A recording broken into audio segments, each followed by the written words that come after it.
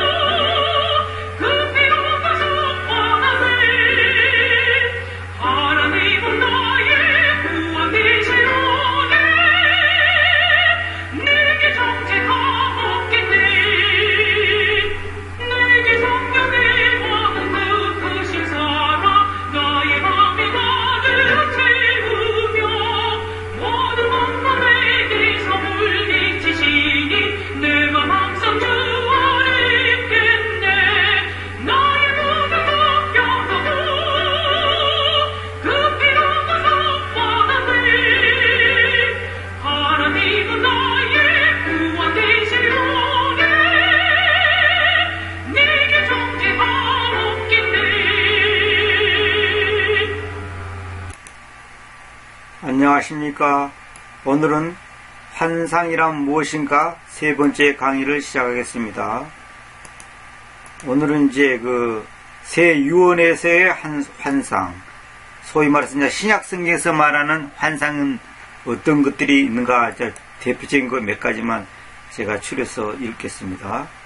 마태복음 17장 4절에 보면, 그때 베드로가 예수님께로 대답하여 말하였다. 주님이여, 우리가 여기에 있는 것이 좋습니다. 만일 님께서 바라신다면 우리로 하여금 여기에다가 장막 3개를 만들게 하시되, 한 개는 님을 위하여, 그리고 한 개는 모세를 위하여, 그리고 한 개는 엘리야스를 위하여 만들게 하십시오.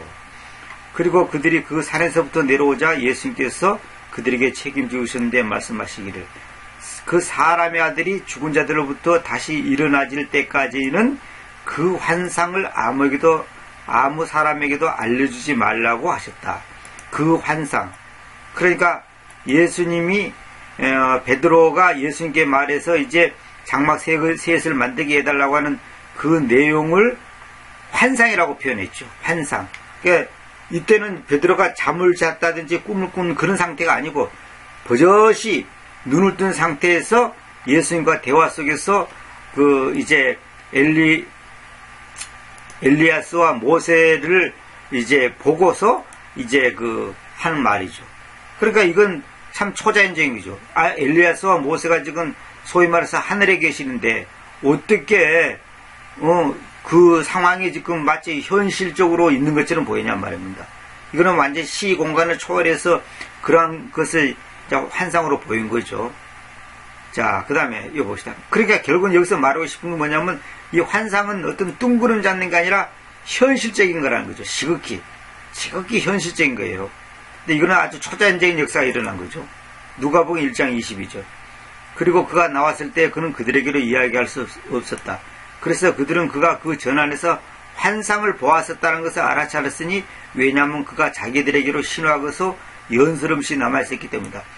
그러니까 누가복음에 있는 그 환상을 보았었다. 이 말이 뭐냐? 어떤 꿈을 꿨다 그런 말이 아니라 실제로 거기서 놀라운 광경을 본 거죠. 그래서 너무 충격받아가지고 그냥 말할 수 없는 정도로 하니까 손으로 신호를 하면서 이제 몸짓 신호를 하면서 있었다는 거죠. 그러니까 이 환상이라는 것이 어떤 꿈나라 같은 그런 막연한 우리가 꿈속에서 소위 말해서 그냥 흔히 말하는 개 꿈꾸듯이 하는 그런 것을 말한 게 아니다는 것을 여러분들이 이제 아시기 바랍니다. 그 다음에 사도행전 2장 16절에 이것이 요엘 선지자에 의해서 이야기된 저것이니, 그리고 여기서 이제 중요한 게 나오는데, 그리고 그 마지막 날들 안에 실현될 것인데 하나님께서 말씀하신다. 내가 모든 육체 위에 나의 영림을 붓겠다. 그래서 너희 아들들과 너희 딸들은 예언할 것이며 너희 젊은 남자들은 환상들을 볼 것이며 너희 늙은 남자들은 꿈들을 꿈꿀 것이다. 그랬죠. 근데 여기서 재밌는 것이 뭐냐면 나의 영림, 이건 뭐예요? 성령님을 말한 거죠. 소위 말해서 성령님을 말한 거죠. 이 성령님을 붓는다는 말은 뭐냐면 그만큼 이제 충만하게 이제 성령님의 역사가 일어난다는 뜻이죠. 그래서 콜론이 딱 찍어졌죠. 이 콜론이 뭐냐면 앞에 말에 대해서 이제 그래서 어쨌다는 거냐? 영리를 부는데 어떤 결과가 있겠냐? 그래서 너희 아들들과 너희 딸들은 예언을 하고 젊은 남자들은 환상들을 볼 것이며 늙은 남자들은 꿈들을 꿈꿀 것이다 그랬는데, 근데 여기서 제가 이제 옛날에 궁금한 게, 아니 왜 아들들과 딸들은 예언하고 젊은 남자들은 환상 보고 늙은 남자들은 꿈을 꿀 건가? 노인네들은 잠이 많아서 그러나? 젊은 사람들은 뭐 비전이 많아서 그런가? 소위 우리가 말하는 비전, 그런 건가? 그렇게 생각했는데 그게 아니고, 그러면 젊은 남자들은 환상을 보는데 예언을 못하고 또 꿈을 못 꾼가? 아니면 늙은 남자들은 꿈을 꾸는데 환상을 못 보고 예언을 못하건가? 그런 것이 아니고, 이거는 이제 그 각자의 그 젊은 층과 나이 많은 층까지의 그 상황을 갖다가 이제 그 말하면 점진적으로 얘기하는 것이지, 젊은 남자들은 일체 딴 거를 못하고 환상만 보고 아들과 딸들은 예언만 하고 늙은 남자들은 꿈만 꾼다, 그런 말이 아니고, 봐세요. 영님이 한 분이죠. 그럼 영님 한 분이 하는 역사가 예언도 하고 환상들도 보고 그 다음에 꿈들도 꾸게 한다는 것입니다. 다시 말하면 예언하는 거, 환상들 보는 거, 꿈들을 꾸는 거, 이것이 바로 다 성령님의 역사라는 거죠. 다시 말하면 예언, 환상, 꿈, 이것이 같다는 것을 말한 겁니다. 그러니까 영님의 역사가 다양하게 나타나는데 예언도 나타나고 환상들도 보고 꿈들도 꿈꾸게 한다는 거죠. 결론은 뭐냐면 예언은 환상하고 전혀 상관없고 꿈은 환상하고 전혀 상관없고 예언은 꿈하고 전혀 상관없고, 그게 아니고 예언, 환상, 꿈이 다 일맥상통하게 하나님의 역사인데 그 나타나는 현상이 다르다는 거죠. 그래서 또 혹시 처음 듣는 분을 위해서 말씀드릴게요. 예언을 또 뭐 기도원에서 뭐 사랑하는 아들아 내가 너를 뭐 선교사로 쓸 것이다, 그런 예언을 말한 게 아닙니다. 절대 그런 말이 아니에요. 여기는 예언이라는 것은 하나님의 말씀을 미리 전하는 것, 하나님의 말씀을 대신 전하고 주님께서 이렇게 하십니다, 성경이 이렇게 기록되었습니다, 그것이 예언이에요. 그것이 제가 이제 강의 중에 간증이란 무엇인가, 그 강의를 들어보면 압니다. 그래서 예언이 뭐고 간증이 뭔지 그런 것에 대해서 제가 이제 좀 더 구체적으로 설명하겠습니다. 그걸 꼭 들어보시기 바랍니다. 결론은 뭐냐면 영님의 역사가 이 아들들과 딸들한테는 예언만 하고 딴 건 안 한다, 그런 말이 아니고, 이거는 이제 다양하게 이렇게 있습니다 하는 것을 말하는 것이지, 젊은 남자들은 환상들은 보는데 꿈들은 못 꾼다, 그런 말이 아니에요. 그렇게 오해를 하면 안 됩니다. 저도 옛날에 그 상당히 이해가 안 돼서, 아니 왜 이렇게 됐을까? 그래서 너희들은 다 예언도 하고 환상도 보고 꿈도 꿀 것이다, 이렇게 하면 좋은데 왜 이렇게 구분해 놨을까 했는데, 이것이 이제 그 하나님의 역사의 다양한, 우리가 그잖아요. 교회 안에서도 하나님의 성령, 같은 성령님께서 각자에게 선물을 주셔가지고 각자에게 그 역할이 다 다르지 않습니까? 그냥 그런 걸 지금 생각하시면 될 것 같습니다. 그럼 18절에 보면 나의 종들이와 나의 하녀들 위해 내가 나의 영림을 저 날들 안에 붓겠다. 그래서 그들이 예언할 것이다. 보세요. 나의 종들 위에와 나의 하녀들 위에, 앞에서는 아들들과 딸들 위에 그랬는데, 딸들에게 그런데 여기서는 하녀들과 종들 위에도 영림을 붓는데 그들이 예언한다 그래놨죠. 그러니까 결국 뭐냐면 어떤 특정한 사람에게는 특정한 일이 일어난다, 그것이 아니라 이거 여러 사람한테 하나님께서 차별이 없이 누구나 빈부귀천을 막론하고 누구나에게 하나님의 역사가 이렇게 다양하게 일어난다는 것을 지금 표현하는 겁니다. 지금 제가 지금 환상에 대한 개념을 여러분들이 정확히 알도록 하기 위해서 지금 거기에만 지금 초점을 두시기 바랍니다. 요엘서 2장 28절 이제 인용한 건데 아까 그 읽은 것이. 그리고 나중에 실현될 것인데 내가 나의 영을 모든 육체에 붓겠다. 너희 아들들과 너희 딸들이 예언할 것이요 너희 늙은 남자들은 꿈들을 꿈꿀 것이요 너희 젊은 남자들은 환상들을 볼 것이다. 말의 순서가 조금 다르지만 거의 같게끔 이렇게 되어 있죠. 여기도 마찬가지예요. 이 말을 지금 사도행전에서 이제 인용하는 거거든요. 그 다음에 29절에도 중들과 하녀들 위에도 저 날들 안에 내가 나의 영을 붓겠다. 저 날들 안에란 말은 그 당시 이 말은 뭐냐면 그 당시에 그 다음에 앞으로 올 그 일들 그 날들 안에 나의 영을 붓겠다 이거예요. 다시 말해 하나님의 역사가 일어날 그쯤에 가서 그런 일이 있을 거다 이 말이에요. 그래서 결론은 제가 말씀드린 것은 꿈, 예언, 환상이 다 같은 개념이다. 그걸 이해하시기 바랍니다. 사도행전 16장 9절도 그리고 환상이 밤중에 바울에게 나타났으니 마케도냐 출신 남자가 서서 그에게 부탁했는데 말하기를 마케도냐 안으로 건너와서 우리를 도우십시오 이랬죠. 환상이 밤중에 바울에 나타났다. 밤중에 나타났단 말이 뭐예요? 이게 결국 뭐냐면 이거는 꿈속에서 그렇게 했다는 말을 의미하는 겁니다. 꿈속에서. 그 다음에 그래서 그가 그 환상을 본 후에 즉시 그는 마케도냐 안으로 가려고 전력하였는데 주님께서 그들에게로 그 복음을 선포하기 위해서 우리를 불렀었다고 자신있게 사람들을 모으면서 그리하였다 그랬죠. 그 환상을 본 후에 즉시 우리는 마케도냐 안으로 가려고 전력하였다. 주님께서 그들에게로 그 복음을 선포하기 위해서 우리를 불렀었다고 자신있게 사람들을 모으면서 그리하였다. 그랬죠.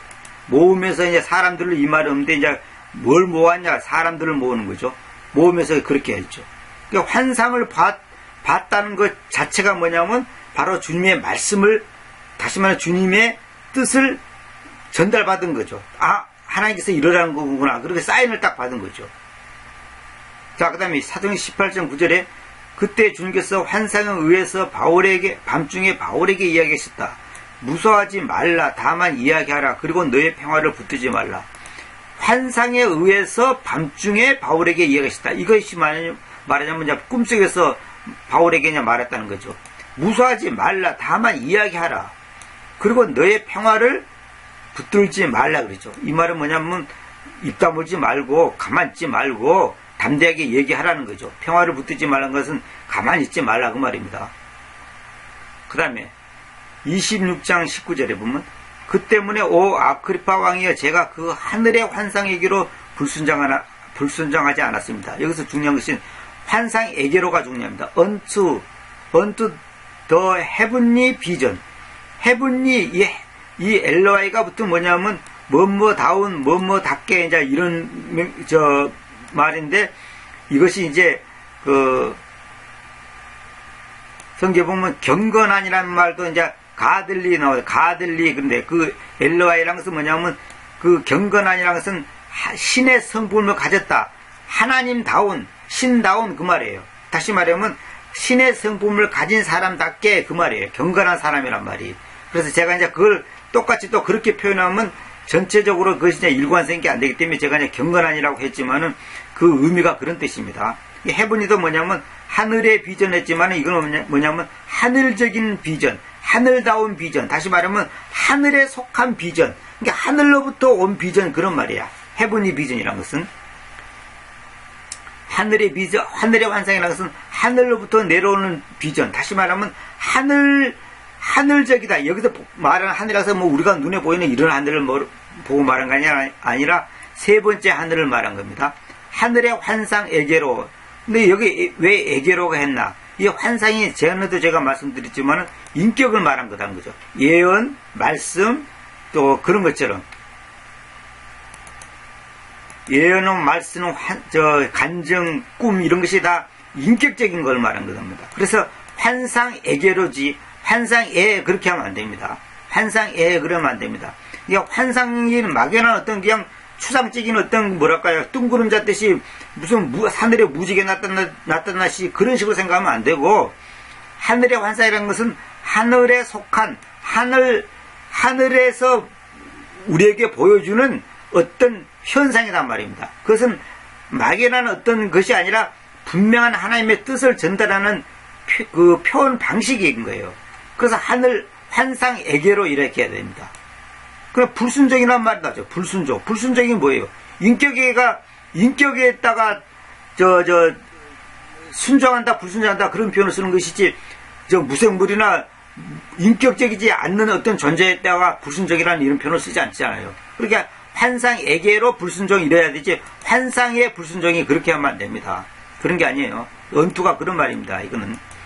그러니까 이 불순종이라는 말 자체가 뭐냐면 이 환상이 바로 인격을 말하는 겁니다. 다시 말하면 하늘로부터 온, 하늘에 속한, 그러니까 다시 말하면 하나님으로부터 온 환상이다 이 말이에요. 하나님으로부터 온 사인, 하나님부터 온 꿈, 하나님부터 온 예언, 그런 말이에요. 이 환상, 하늘의 환상이라는 것이.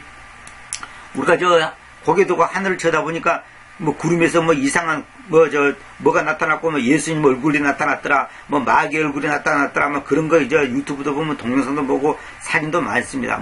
천사가 나팔을 부는 것 같은 구름이 보이더라, 이런 거 있잖아요. 그런 걸 말하는 게 아니에요. 지금 그런 차원이 아닙니다. 어떤 사람들은 그걸 사진을 찍어갖고 그냥 크게 확대해가지고 그냥 거기다가 굉장히 의미를 부여해가지고 이것이 마지막 시대를 알리는 거다 그러고 예수님 재림을 알리는 거다 그러고 또 재앙이 있을 거란 걸 알리는 거다 그러고 이런 식으로 확대해서 가는데, 그런 게 아니에요. 그런 우연적인 그런 나타나는 그런 현상 갖다가 마치 성경에서 말하는 환상처럼 해석하면 큰일 납니다. 그렇게 실제로 하는 사람들이 많아요. 여기서 하늘의 환상이란 말이 하나님으로부터 오는 사인, 다시 말해 예언이란 말입니다. 예언.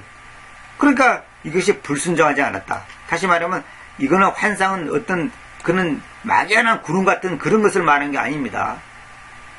그 다음에 여기 개정에 보면 내가 그냥 비교를 하고 딴 거는 안 해놨는데, 이건 내가 특별히 올려놨는데, 오 아그리빠 왕이여, 그러므로 하늘에서 보이신 것을 이렇게 하면 안 된단 말입니다.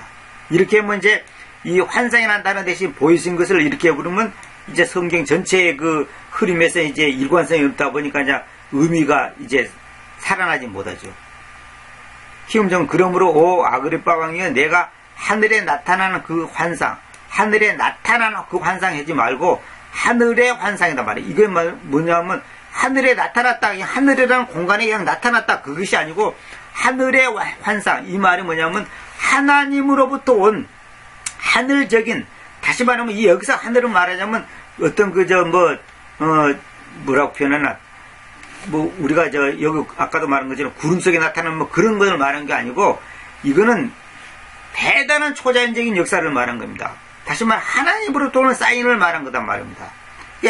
하늘에 나타났다 이렇게 하지 말고 하늘의 환상이라 이렇게 해야 됩니다. 헤븐리 비전이라서 하늘다운, 하늘적인 그 말이에요. 이거는 보통의 우리가 있는 그냥 고개들 모양 있는 그런 하늘을 단순히 그렇게 생각하면 안 됩니다. 이거는 굉장히 초자연적인 역사를 말한 겁니다. 오 아그리파 왕이여, 이때부터 나는 하늘에서 보이신 것, 그러니까 이거는 이제 풀이를 말하면 이 말이 뭐냐면 하늘에서부터 보여진 것, 이 말이거든. 보이다는 말은 보다의 피동형이잖아요. 그러니까 보이신 것 이렇게 나죠. 근데 이것이 사실상 의미는 더 가까운 말입니다. 이런 표현이. 하늘의 환상이란 말이냐, 그런 말이에요. 하늘에서부터 보여주신 거다, 이 말이거든. 그런데 이제 여기서는 하늘에 나타나는 그 현상, 그 환상, 그런데 그거보다도 하늘에서 보이신 것. 이게 하늘에서 출발해가지고 거기서 보여진 것, 내가 보게 됐다, 이 말이거든요. 근데 이제 이것은 이제 조금 표현 저기 한 거고, 하늘에서 보이신 것을 갖다 영어로 그대로 쓴다면 이렇게 쓸 수가 없죠. 헤븐리 비전 이렇게 쓸 수가 없죠. 제가 말한 것처럼 그 하늘의 환상 이렇게 해야 됩니다. 그냥 하늘 하지 말고 이 정과사 덜을 그대로 살려줘야 됩니다. 그래서 그 하늘의 환상 이렇게 됩니다. 그냥 보통 하늘이 아니에요. 그 하늘의 환상 이렇게. 그래서 이거는 특별한 거기 때문에 이게 이제 정관사를 그대로 살려줘야 됩니다. 그래서 그냥 여기서처럼 하늘에서 이렇게 막연하게 하지 말고 그렇게 하면 안 됩니다. 그래, 이 관사 같은 걸 정확히 살려줘야 할 때는 정확히 살려줘야 됩니다. 그 다음에 20절. 그 다음에 20절은 이제 뭐라고 하냐면, 여기 좀 더 구체적으로 나오죠. 이제, 다만 다마스쿠스 출신 자들에게로 먼저 보여주셨으며 에루살렘에서와 모든 유대아의 연안들에 두루 그러고 나서가 아닙니다. 그러고 나서 이방인들에게 보여주셨는데 이는 그들이 회개하고 하나님께 돌이켜서 회개에 합당한 일들을 행하여야 한다는 것입니다. 그러니까 하늘의 환상이 뭐냐? 보세요. 하늘의 환상에게로 불순종하지 않았다 그랬죠. 내가 이걸 인격이라 그랬죠. 보세요. 회개하고 하나님께 돌이켜서 회개에 합당한 일들을 행하여야 한다. 이거 뭐예요? 명령이잖아요. 하나님으로부터는 명령이란 말입니다. 그러니까 하늘의 환상이 이런 사인을 가지고 있다 이 말입니다. 이런 사인을 주신 거다 이 말입니다. 그러니까 그 하늘의 환상에게로 불순종하니까 이게 바로 이 하나님의 말씀이다 바로. 결국 회개하라. 그러니까 회개해야 된다. 그리고 하나님께 돌이켜야 한다. 그리고 회개에 합당한 일들을 행하여야 한다 이 말입니다. 여기서 이 should란 말이 이제 그런 말입니다. 의무를 말합니다. 의무. 회개하고 하나님께 돌이켜서 회개에 합당한 일들을 행해야 한다. 회개에 합당한 일들을 한다는 말은 뭐냐면 회개한 사람은 뭐는 대단한 일을 해야 되는가 보다 그게 아니고 회개한 사람으로서의 그 태도를 분명히 보이라는 거죠. 삶의 그 전환, 다시 말하면 우리의 그 열매 맺는 삶을 보이라는 거죠. 회개했으면 회개한 그 모습을 보여야지. 예서 회개했다고 말을 했는데 만약에 도둑질한다. 그 사람이 무슨 회개한 겁니까? 도둑질을 안 해야지 회개한 거지. 회개했다는 것은 도둑질해서 회개했다는 것은 도둑질 안 하는 거고 속이는 죄를 회개했다는 것은 속이지 않는 것이 회개지. 회개했습니다. 용서해 주십시오. 해놓고 또 다시 옛날에 그 습관을 갖는다면 그건 진정한 회개가 아니죠. 그런 의미입니다. 그래서 고린도후서 12장 1절 의심할 바 없이 내가 의기양양하는 것은 상책이지 않습니다. 내가 주님의 환상들이자 계시들이 오겠습니다. 자, 여기 그냥 중명이 나옵니다. 여기 보세요. 환상과 계시가 아니라 환상들과 계시들 이렇게 됐죠. 영어로. 근데 이것을 제가 이렇게 번역했죠. 금방. 환상들이자 계시들 이렇게 해놨죠. 그럼 환상들이 따로 있고 계시들이 따로 있느냐? 이게 아니다는 거죠. 이게 아니고 환상들이 바로 계시들이에요. 이거 잘 알아야 됩니다. 그래서 제가 자꾸만 반복적으로 말하죠. 환상, 계시, 예언, 또 그다음에 뭡니까? 간증 이런 것들이 다 같은 맥락에서 같은 개념이란 말입니다. 그러니까 환상들이 바로 계시들이지 환상 따로 없고 계시 따로 없고 그런 말이 아니에요. 그거 아닙니다. 그걸 잘 알아야 됩니다. 그래서 제가 이제 환상들이자 계시들 이렇게 해놨죠. 그리고 환상들과 계시들을 한다고 해서 틀린 말은 아닌데 사람들이 오해를 할 수 있어요. 뭐냐면 환상이 따로 있고 계시가 따로 있는가 보다. 이게 아니다니까요. 자, 근데 제가 지금 다른 그 배경적인 건 내가 얘기를 안 하고 있습니다. 지금 이 환상과 계시에 대해서만 얘기하는 거니까. 여기 보면 이제 제가 이제 여기 조금 설명서를 했죠. 계시 받은 것을 말하겠다는 것을 독특하게 표현함 이렇게 써놨는데 그건 여러분들 참고하시기 바라고. 개정얘기는 뭐냐면 무익 하나만 내가 부득불 자랑하노니 주의 환상과 계시를 말하리라. 이거 완전히 잘못된 거죠. 보세요. 환상 이거 복수를 단소리 해놨죠. 환상과 계시 그러니까 환상 따로 계시 따로 이렇게 이해할 수 있단 말입니다. 이런 게 아니고 그 다음에 또 뭐냐면 이거 재밌는 게 뭐냐면 I will come 내가 오겠다 그랬죠. 이 오겠다 말은 뭐냐 come to 하면 이거 뭐뭇에 이르다 뭐뭇으로 오다 그 말이거든요. 그러니까 환상들이자 계시들이 오겠습니다. 이 말은 뭐냐면 환상들과 그 계시들이 인격을 말한 거다. 거기에 오겠다는 거예요. 그래서 예를 들어서 선생님이 너 이리 와 아니면 어떤 오라는 사인을 넣으면 그 사람한테 내가 가게 되잖아요. 그러면 그 사람 입장에서는 오는 거거든요. 다시 말하면 어떤 존재를 향해서 가는 거단 말입니다. 그래서 여기서 주님의 환상들이자 계시들이 오겠습니다. 이 말은 계시들에 이르겠습니다. 다시 말하면 그 계시들에게 순종하기 위해서 액션을 취하겠다는 말이에요. 근데 여기서 뭐 환상과 계시를 말하리라 이러죠. 이건 아니에요. 절대 이런 거 아닙니다. 키움정도 이것도 전부 번역이 잘못된 건데 어쨌거나 읽어보겠습니다. 잘하는 것이 물론 내게 유익하지 아니하나 내가 주의 환상들과 계시들로 나아가리라 그랬죠. 나아가리라. 이것도 잘못된 거고.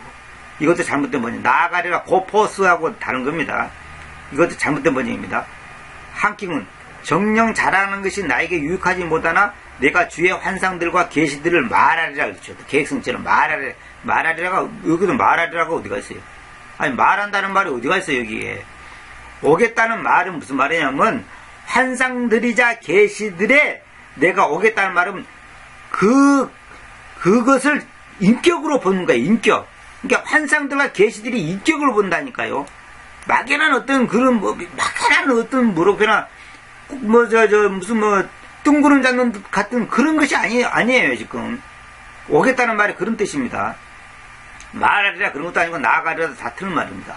그래서 제가 이제 참고하라고 내가 이제 이거 몇 구절은 내가 해놨습니다. 내가 왜 이 복수를 갖다가 환상들이자 계시들로 해야 되는가, 이걸 이와 유사한 표현들이 또 다른 데 있어요. 보세요. 제가 보여드릴게요. 이제 요거 중요한 건데, 에베소 4장 11절. 그리고 그분께서 몇몇을 사도들로, 그리고 몇몇을 예언자들로, 그리고 몇몇을 전도자들로, 그리고 몇몇을 목양자들이자 교사들로 주셨으되 이랬죠. 여기서 보면 pastors and teachers 이렇게 돼 있죠. 근데 여기서 내가 목양자들과 교사들 하지 않고 목양자들이자 교사들 해놨죠. 이걸 정확히 알아야 됩니다. 이걸 잘 알아야 돼요. 이 교회에서는 뭐냐면 요걸 목사라고 번역하고 요걸 교사로 번역합니다. 그래갖고 이 계획성경은 뭐냐면 목사와 교사로 일어났죠. 목사와 교사로. 이건 완전히 잘못된 번역이에요. 목사라는 단어 자체가 성경에 없습니다. 패스토가 목사가 아닙니다. 여러분 잘 알아야 돼요. 그거는 완전히 잘못된 번역이에요. 그 다음에 어떤 사람들은 목자래. 목자가 아니에요. 목자라는 것은 허드맨이라고 따로 있어요. 이 패스터라는 것은 뭐냐면 양치기를 벌어요. 양치기. 패스처가 풀밭이잖아요. 그러니까 풀밭에서 그 풀을 뜯다가 양아이한테 공급해주는 사람을 보고 패스토라 그래요. 패스토. 그 패스토, 그게 복수단 말입니다. 양을 치는 사람, 양치기. 그 양치기들이자 교사들이다. 근데 여기 보면 뭐냐면 양치기가 따로 있고 교사가 따로 있냐? 다시 말하면 목양자들이 따로 있고 교사들이 따로 있냐? 그게 아니고 이 목양자들이 바로 교사들이라는 거예요. 이걸 잘 알아야 됩니다. 그래서 지금 현재 교회에서는 목사는 높은 사람, 교사는 낮은 사람이잖아요. 주일학교 교사 그잖아. 그게 아니에요. 말씀을 가르치고 나보다 더 어린 사람한테, 나보다 더 잘 모르는 사람한테 어떤 것을 가르쳐주는 일이 다 목양자고 그 교사예요. 지금은 목사처럼 막 1인 체제, 그건 벌써 잘못된 거예요. 보세요. 이거 보세요. 벌써 복수잖아요. 복수. 근데 목사가 하나 있으면 이렇게 안 된다니까요. 그래서 브레든 같은 데는 이제 형제당 교회 같은 데는 복수 장로 제도라 해갖고 이제 장로를 혼자 두지 않고 꼭 2명 이상을 두지 않습니까? 그것이 이제 바른 거죠. 근데 여기서 중요한 것은 뭐냐면 이 패스토는 목사라고 번역하면 안 된다고. 어떤 사람은 자꾸만 성경에 목사가 있지 않냐고 자꾸 하는데 그게 아니라니까요. 그게 잘못된 생각이라니까. 그게 아니에요. 패스토스하고 티처스하고 같은 거라니까요. 아까 제가 말했죠. 환상들하고 계시들이 같은 개념인 것처럼 여기도 같은 개념이에요. 그거 잘 알아야 돼요. 이런 걸 이제 잘 알아야 됩니다. 이런 걸. 저도 옛날에 이 목사들이 따로 있고 교사들이 따로 있는가 하는데 그게 아니에요. 그게 아니에요. 그 다음에 여기 보세요. 키움적 뭐냐면 목사 겸 교사로 해놨죠. 이것도 왜 단수로 해놨냐고. 이게 단수가 이게 복수잖아요. 목사 겸 교사가 어디 갔어. 목사들이자 교사들 이렇게 했단 말입니다. 목사 겸 목사가 교사다 이거. 근데 사람들은 이 목사를 갖다가 교사와 차별시키만다고. 근데 목사라고 번역하는 이 자체가 벌써 잘못된 겁니다. 이게 절대로 아닙니다. 그 다음에 한킹은 뭐냐? 목자와 교사로 이랬죠. 또 목사 제도가 목사라고 하면 좀 이상하니까 목자가 아니고 목자는 허드맨이라고 따로 있어요. 그게 아니고 이건 목자가 아니라 목양자, 양을 기르는 자. 다시 말하면 양치기. 또 좀 더 우리말로 한다면 꼴배지기. 꼴을 베에다가 주는 사람. 이게 꼴배지단 말입니다. 그 미니스터라는 것은 뭐냐면 시중 들은 자단 말이에요. 시중 들은 자, 목양자, 교사, 그 다음에 또 프리스트, 직무자, 이거 다 같은 개념이에요. 그걸 표현을 달리 해준 것 뿐이 같은 개념이라고. 근데 여기서는 오늘 한국교회는 뭡니까? 목사는 높은 사람, 교사는 낮은 사람, 장로는 2번째 높은 사람. 이거는 계급화가 되는 이 성직제도, 이게 바로 계시록에 많은 니골라당 행위라니까. 니골라당 행위. 그게 잘못된 거예요. 이걸 사람들이 절대로 인정을 안 하려고 그럽니다. 절대 그게 잘못된 겁니다. 몰라서 그런 거예요. 그 성직제도가 잘못된 거라니까요. 목자와 교사 이게 아니고, 목자나 교사 이것도 아니고, 목사 겸 교사 이것도 아니고, 절대 아닙니다. 목양자들이자 교사들 이렇게 해야 됩니다. 정확히 그래야 됩니다. 또 하나 예를 드릴게요. 보시오. 계시록 1장 6절에 보면 우리를 하나님이시자 자신의 아버지께로 왕들이자 직무자들로 만들어 오신 그분께로, 즉 그분께 영광과 지배권이 영원히 그리고 늘 있습니다. 보시오. 여기서 보면, 여기서 보시오. Kings and Priests 이렇게 나오죠. 보시오. 이것도 뭐 우리를 자신의 아버지께로, 자신의 말은 예수님의 아버지께로 그 말이죠. 하나님이사 자신의 아버지께로 왕들과 직무자들, 우리 개성에는 왕들과 제사장들 이렇게 돼 있죠. 제사장이 아니고 직무자라 그래야 됩니다. 제사장이라 그러면 절대 안 됩니다. 보세요. 왕들이자 직무자들. 그러니까 왕들 따로 있고 직무자들 따로 있고 그게 아니고 우리를 왕들로 삼았는데 그 왕들이 하는 일이 뭐냐면 직무자 역할을 하는 거예요. 그 왕이 동시에 신정 분립이 아니라 신정 일체예요. 신정 일체. 그러니까 정치와 소위 말해서 이제 표현을 내가 빌릴게요. 종교. 정치와 종교가 분리된 게 아니라 같은 거다 말입니다. 지금 예서 이란 같은 나라. 예서 그런 나라는 보면 이제 그 회교도 보면 교계 지도자가 곧 정치 지도자와 그 같은 권리를 권한을 갖고 있는 거예요. 그게 정치와 종교가 분리가 되지 않는 거예요. 그러니까 여기서는 우리가 나중에 천년왕국 시대는 어떻게 하냐면 우리가 왕들이면서 동시에 직무자들로 일하는 거예요. 우리를 그렇게 만들어 왔다는 거예요. 그래서 나중에 이제 우리가 그런 역할을 할 겁니다. 그렇게.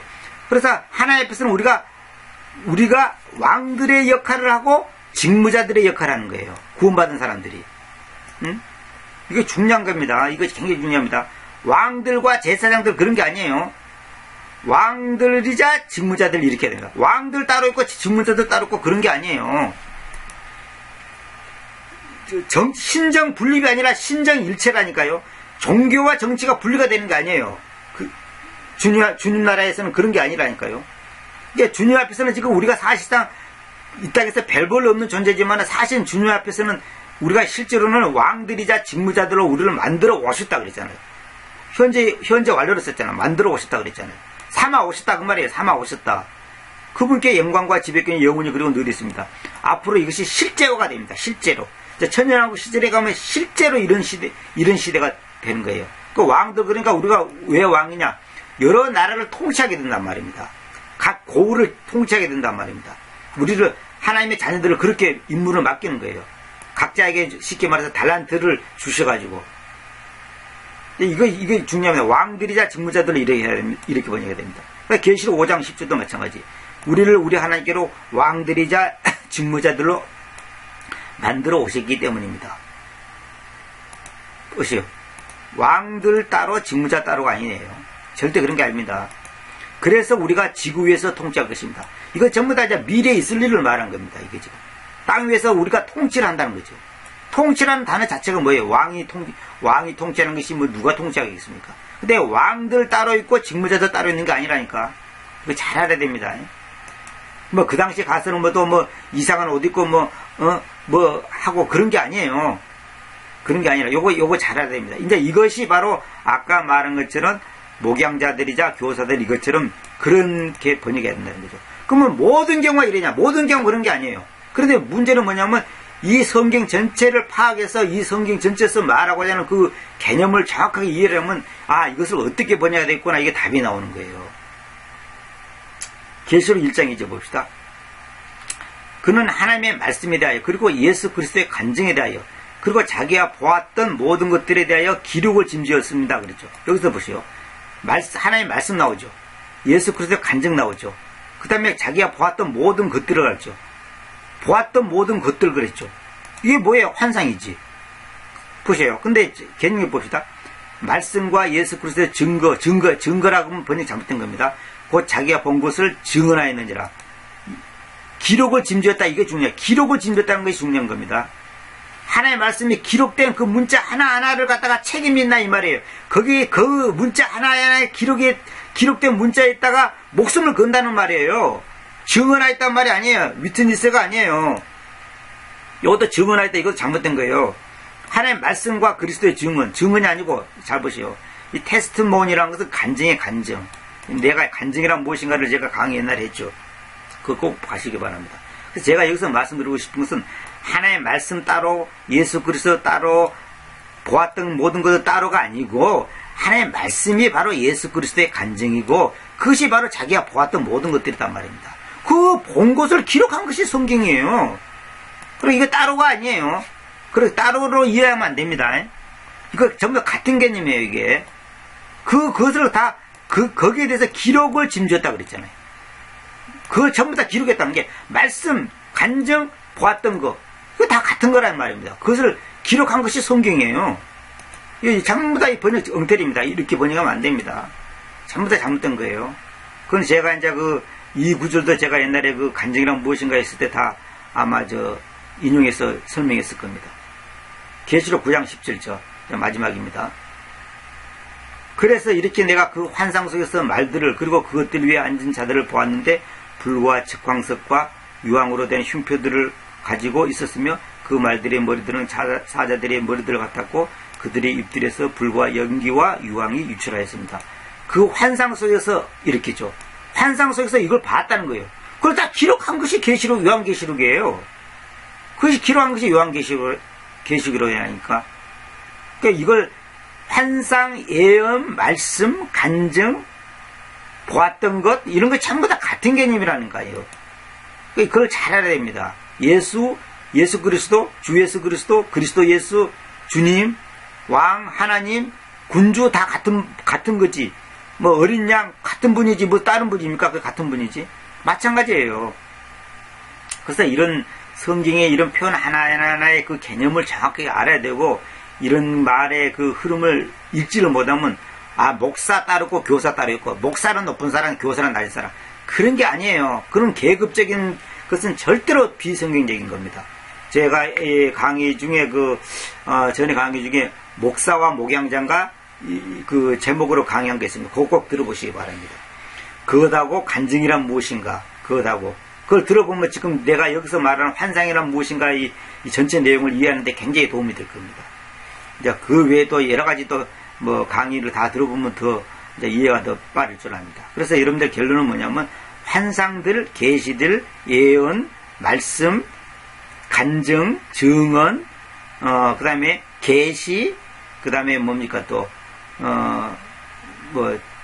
기록, 이런 것이 다 같은 거예요. 보았던 거, 다 같은 말이에요. 근데 같은 건데, 그렇게 이제 다양하게 표현해서 그때그때마다 그것을 이제 표현하는 거죠. 오늘날 우리가 기도하는 것이라든지 이런 데 가서 환상 보고 누가 어쩌더라, 한국에 언제 전쟁이 난다더라. 그런 환상을 보고 말한 거 아닙니다. 그런 거는 전부 다 99.9% 전부 다 그 하나의 마귀로부터 온 것이 전부 다 엉터리예요. 그런 거는. 저런 거 절대 믿으면 안 됩니다. 그러니까 마귀는 10가지 중에 9가지는 맞게 해놓고 결정적으로 한 가지가 딱 틀리게 해버립니다. 그래서 넘어가는 거죠. 사기꾼들이 처음부터 사기치는 줄 아십니까? 처음에는 다 맞게끔 하고 다 이익도 돌아오게 만들어요. 그 다음에 마지막에 그냥 큰 걸로 하나에 그냥 사기쳐버리죠. 마귀가 꼭 그런 거다. 그래서 여러분들 절대 환상, 계시, 예언 그런 데다가 귀를 기울이지 마시기 바랍니다. 절대 그런 데 추구하면 안 됩니다. 100번 맞아도 거기다가 어떤 의미를 부여하면 안 됩니다. 항상 하나님의 말씀, 기록된 말씀 그 자체 속에서 답을 넣고 하나님이 나에게 뭐라고 말씀하시는가, 나에게 주신 사인이 무엇인가 이걸 하는데 우리가 이제 답답하다 보니까, 궁금하다 보니까, 답답하다 보니까 은사가 있던 사람한테 기도도 받고 했는데 저도 옛날에 다 해봤어요. 근데 결국은 그것이 아니라는 것을 이제 경험을 통해서도 알게 됐고 말씀을 통해서도 알게 됐다 이 말입니다. 그래서 제가 전에 말씀한 것처럼 결정적인 것이 뭐냐면 여기 이제 구약 성경에 이걸 내가 이제 말씀드렸죠. 다니엘 9장 24절. 환상이자 예언을 봉인하는 것이고, 환상과 예언을 봉인하는 것이고, 봉인하는 것이고, 이게 아니고, 환상이자 예언이란 말입니다. 환상이 바로 예언이라는 거죠. 그래서 제가 이 구절 때문에 제가 사실 강의를 하게 된 겁니다. 그래서 여러분들이 꼭 분명히 아셔야 됩니다. 여기 보죠.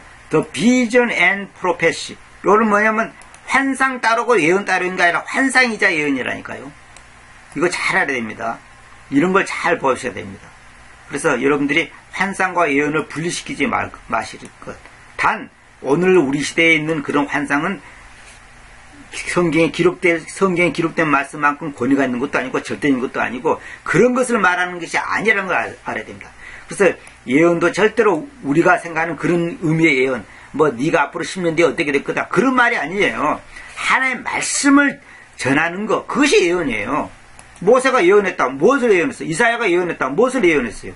하나님 말씀을 전하는 것이 예언이지 뭘 해서 예언한 거냐고. 근데 오늘날 사람들이 예언 은사를 받았다, 뭐 계시 은사를 받았다, 뭐 어쩌고 저쩌고, 전부 다 그거 사기입니다. 그거 전부 다 마귀 역사입니다. 절대 그런 거 믿으면 안 됩니다. 100% 맞았고 1000% 맞아도 그거 잘못된 거예요. 왜? 마귀도 얼마든지 말할 수 있어요. 점쟁이도 맞힌다니까. 근데 문제는 뭐냐면 결과적으로 나중에 그것이 꼬이게 돼 있고 불행하게 되는 거예요. 오바댜의 환상, 그럼 오바댜의 환상이 뭐예요? 오바댜를 기록한 그 오바댜서에 기록된 내용이 오바댜의 환상이에요. 다른 거 없어요. 아모즈의 아들 이사야의 환상. 이사야의 환상이 뭐예요? 이사야 전체 기록된 것이 이사야의 환상이에요. 그걸 아셔야 됩니다. 자, 오늘 이제 제가 환상이란 무엇은 여기 3강까지 해서 이제 마치기로 하고, 이상의 이번에 환상이란 무엇인가 이거 강의할 때 그렇게 방해가 많고 계속 일이 꼬이고 하여튼 여러 가지 마귀 공격을 많이 받았습니다. 아마 제가 볼 때는 마귀가 이 환상을 가지고 사람들한테 장난치고, 환상이니 예언이니 뭐 계시니 이런 거 갖고 사람들한테 장난치고 하니까 이 환상의 실체를 갖다가 정확히 밝히니까 마귀가 그걸 굉장히 싫어하는 거예요. 이상하게 이 강의가 사실은 간단한 강의인데 아주 힘들게 진짜 3번 강의한 것이 아마 다른 강의 한 30분 한 것만큼 제가 영육간에 힘들었습니다.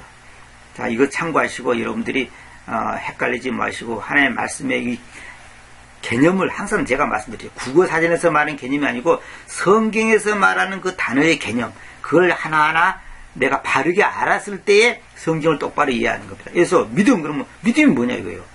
자꾸 목사들이면 믿음은 뭐다고, 그저께도 그 분당 이찬수 목사도 막 설교하면서 믿음이 뭐다고 막 이렇게 여러 가지 설명하는데, 그거는 세상 사람들이 말하는 하나의 그 관념적인 개념이 믿음이고, 성경에서 말하는 믿음은 뭐냐, 예수님을 말한 거예요.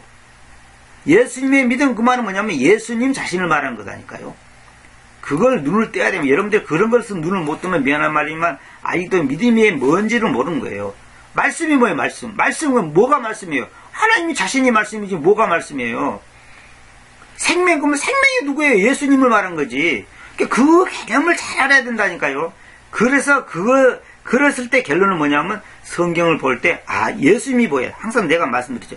말씀을 볼 때 예수님이 보여야 되고, 예수님이 나타나야 되고, 예수님의 그 음성을 들어야 되는데, 우리는 뭐냐면 칼빈이 보이고, 루터가 보이고, 뭐 세대주의가 보이고, 장로교가 보이고, 감리교가 보이고, 뭐 칼빈주의, 알미안주의 이런 것이 보이면 안 되는 거예요. 예수님이 보여야 된다고요. 성경에서는 그걸 알아야 됩니다. 왜? 성경의 주제는 예수 그리스도니까. 주제가 뭐예요? 주제가 예수 그리스도잖아요. 그래서 이런 단어 하나의 개념이 정확하게 정립이 안 되면 성경을 100번 봐도 눈도 몽사죠, 뭐. 자, 다음 시간에 또 이제 또 좋은 강의로 만날 걸 약속하면서 마치도록 하겠습니다. 감사합니다.